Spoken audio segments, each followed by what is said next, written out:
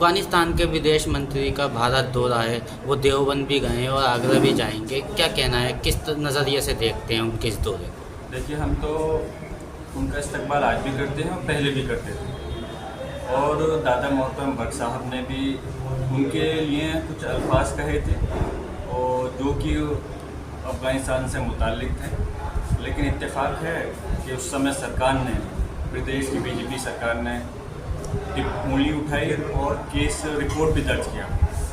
तो आज मैं सवाल करता हूँ उत्तर प्रदेश सरकार से और देश की सरकार से कि जब वो अफ़गानिस्तान के और उनकी सरकार को खिलाफ कुछ हमदर्दी में अल्फाज कहने पर रिपोर्ट दर्ज की थी, तो आज वो लोग क्यों उनका स्वागत कर रहे हैं? क्यों इनवाइट किया, आमंत्रित किया गया, क्यों स्वागत किया गया और क्यों जगह जगह उनको भ्रमण कराया गया? हमारी उनसे कोई लड़ाई नहीं है। हम तो कहते थे ये चीज़ तो पहले ही होनी चाहिए थी, क्योंकि यकीनन अफ़गानिस्तान से भारत का रिश्ता अच्छा रहा है।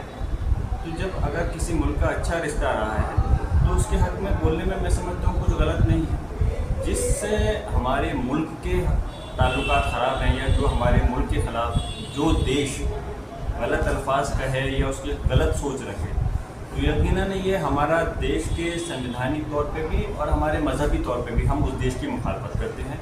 उस देश की हम भलाई के अंदर, अच्छाई के अंदर कोई अल्फाज नहीं कह सकते। लेकिन जिस मुल्क से अच्छा रिश्ता रहा है तो उसके लिए तो अल्फाज कहने में कोई गलत ही नहीं है। इसलिए दादा मोहतरम ने, भट्ट साहब ने अफ़गानिस्तान के सिलसिले में सही अल्फाज कहे थे, लेकिन अफसोस है उस वक्त मुकदमा दर्ज किया गया। आज हम देख रहे हैं वही हमारी सरकार वहाँ के मंत्री को बुला करके स्वागत, आमंत्रित करके स्वागत किया और सब भ्रमण कराने में पूरा सहयोग।